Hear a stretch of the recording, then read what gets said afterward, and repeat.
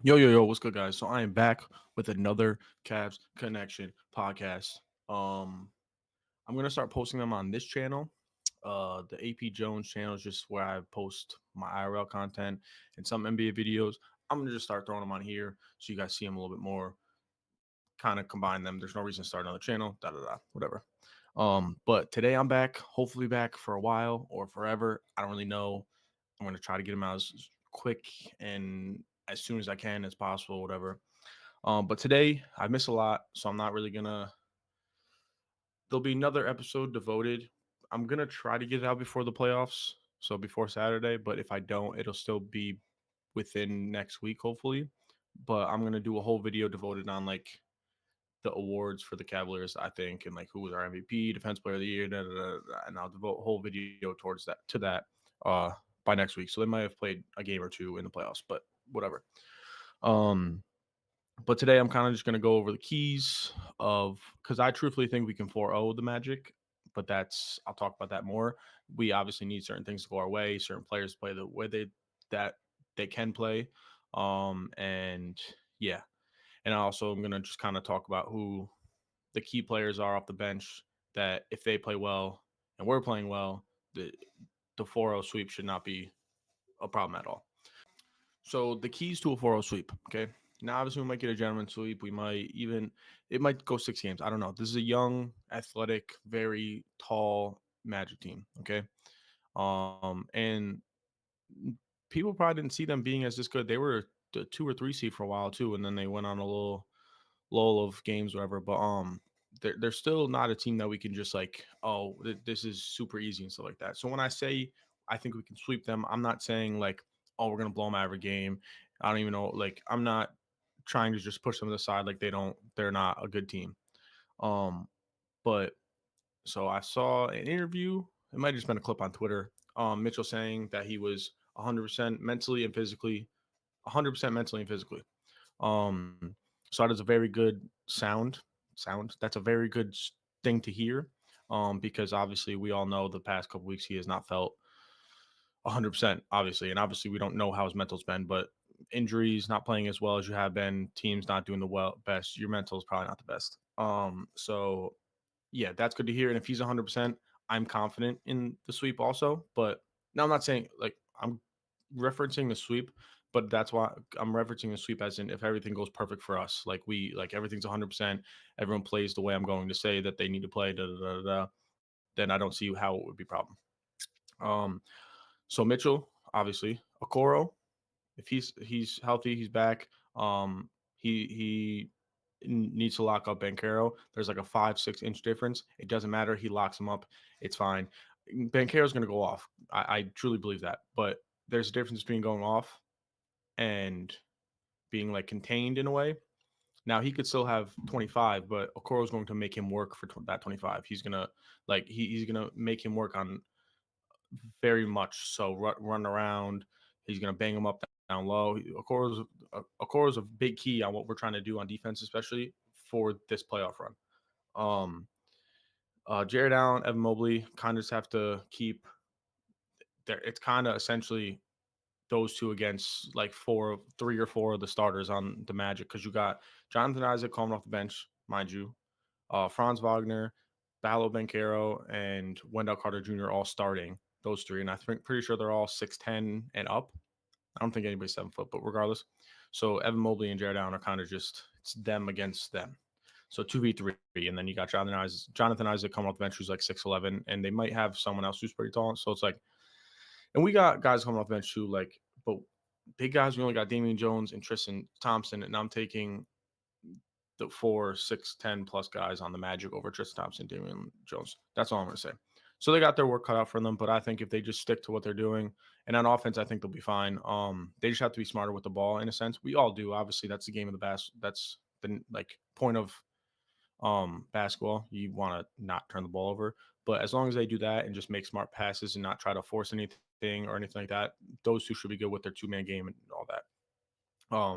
I'm just kind of talking about the starters right now. I know I brought up Isaac Oro, but that's because he is our defensive menace. But I'm not gonna go through every single person what they need to do. That'll be another video probably too, maybe I don't know. But Max Strus kind of just has to. He's been kind of in a slump. I know he just had a triple double in the last season of the game. But he's just kind of got to come out there with intensity. Um, Kind of like his workhorse, how he's been doing all year, and just hit his shots. That's all he's really got to do. Not too much. Keep going with that 2-man game with Allen and Mobley. And yeah, we'll be good. And then the last but not least, this is also going to go into my dark horse for the series. I don't really want to say this is dark horse. Like saying that he's the dark horse kind of sounds weird and not right. But Darius Garland, because obviously we know he's had a very off year. He lost like I think it was like 10, 13, 11, 12, however many pounds when he got surgery from his broken jaw. And I'm sure, and I know he's gone through some personal issues this year too. And it's like those things can affect a player, you know what I'm saying? And clearly you can see that's affected him. He just hasn't been the same player this year. I'm not saying he can't get to it, and I'm not necessarily saying he is going to get back to that player this playoffs. It's not, but where this is really going to see if he's a playoff riser or not. Um, and I know that's kind of putting a lot on him, but I think he is capable of doing it. I just hope he come. I just hope he rises to the occasion. But he is my dark horse for this year for this playoffs because he's obviously the best point guard on the team. Some would argue Mitchell, but whatever. But the way he's been playing, he needs to go to that next level. You know what I'm saying? He needs to be a little bit more aggressive. He needs to stay smart with the ball, very smart with the ball, especially with these taller, longer, and because even their guards, even the Magic guards are like 6'4" and 6'5". So he's got to be very smart with the ball, make smart decisions. But at the same time, kind of contradict what I'm saying, he needs to be aggressive too. He can't be passive, trying to take step back threes all the time. Not saying he can't make them, but he needs to be aggressive, get in the lane, and take smart shots and smart passes. But that kind of goes with anything. Like obviously, I'm saying that's what he needs to do. That's obvious, but he hasn't done it, so he needs to continue. He needs to start doing that in these playoffs. But I think he'll come ready to play. I think he needs to rely. He needs to be more aggressive because I don't think he's being like I'm not saying he needs a shot hunt time down the every time down the court. Holy, um, but he needs to look for a shot a little bit more than he has been, just to get himself going a little bit more, and that'll open. And if he's hitting shots that or hitting floaters or whatever, making layups, getting to the rim every time, that's going to open up his passing lanes and open up more for his game and what he is used to. You know what I'm saying? So that's starting five. That's what I think. That's my dark horse for this playoffs. But I also have two key players. So I guess I'm kind of talking about the whole entire team, whatever. But two key players, Sam Merrill, boom.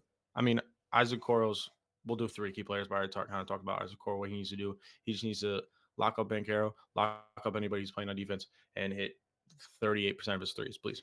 But Sam Merrill, I heard that he's practicing today. Hopefully he'll be healthy for Saturday. If he gets in this kind of where it goes, if he gets playing time or not, because he's a 6'3", not that good at defense going up against 6'4", so the smallest guard, 6'5", and then 3 6'10" dudes, and then off the bench, da da da. So, but if he with his quickness on his release, like those slip screens where he just kind of like goes to set Mobley or Mitchell or anybody's a screen and he slips that quick and they gotta scramble and sometimes like that's like a split second decision. Like if the Magic doesn't make a split second, like if they don't make their decision quick enough, he's getting open and probably knocking down the shot. So he's the biggest, I think, what if I guess on our team this year for the playoffs because it all depends on because I know he's going to hit. It doesn't have to do with that. It depends on if he can get open and depends on if he plays. Honestly, but he holds his own on defense. I'm not saying he's an all NBA defender. I'm not trying to even out. I'm not even saying he's top 3 defender on our team. I'm not, but like for his size and for his like non-athletic ability, he holds his own down low. He's not no scrub, but not saying he doesn't get cooked. And then the third key player off the bench, I believe, is it's between George Niang and I want to say I want to say Tristan Thompson, just off the idea that Magic's got a lot of big men, and you got Jared Allen and Evan Mobley's got to get some sort of break. So I'll go Jared Allen. I mean, I'll go Tristan Thompson for the third key player, but obviously George Niang needs to hit his threes, be a little bit of a playmaker like he has been. But Tristan Thompson needs to come in, be a monster on the boards. Like I know that's already his job, but like he needs to be hit that next level too. Um, and just really get there with the rebounds and keeping guys like Wendell Carter Jr. and Paolo and Franz off the glass when he's in. And he's got to set hard, like his job is, I'm kind of reiterating what his job is, but he needs to do it like 3 times better. You got to get, when you set screens, he's got to get guys open. Like he's a big dude. He's got to get Mitchell that space with his screens. He's got to get Garland his space with those screens. Um, but yeah, so he's a big key off the bench. Um, yeah, and I believe if we, I don't even know where this video is going, but now we're here. I kind of basically just talked about everyone. But they need to. Now I'm not an expert.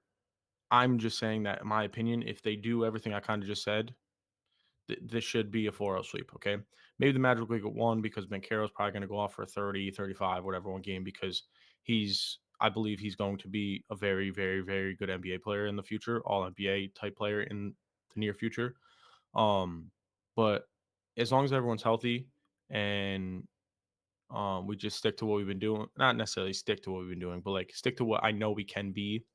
I don't see this really going 6, 7 games. It could go 6. It could. I don't know. But like I said, I can't tell the future. But if Mitchell really says my biggest thing is Mitchell says he's really 100% healthy mentally and physically. I don't see us losing the series at all. And I don't see it going 7 at all. If it goes 6, that's one thing, but I do not see it going 7 whatsoever. I'm going to try to get a podcast or just an updated video of after probably every other game for the series. And then obviously I'll do a series prediction if we win the series about the next series. Um, and then after that, I'll probably you'll see videos here and there, and I'm going to try to get that awards video out as soon as possible as well. So I hope you guys enjoyed. Let me know in the comments down below what you thought of it. Argue with me, agree with me, whatever you want to do. Make sure you like on the video and subscribe if you haven't already. I'm your boy AP, and I am out. Deuces.